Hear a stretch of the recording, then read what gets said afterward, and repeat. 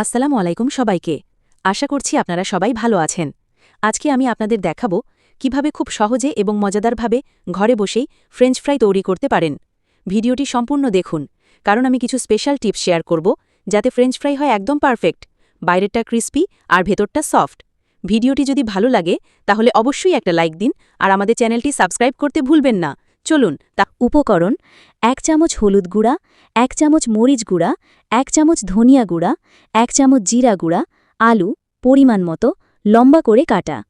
প্রণালী: 1. আগে আলুগুলো লম্বা করে কেটে নিন। 2.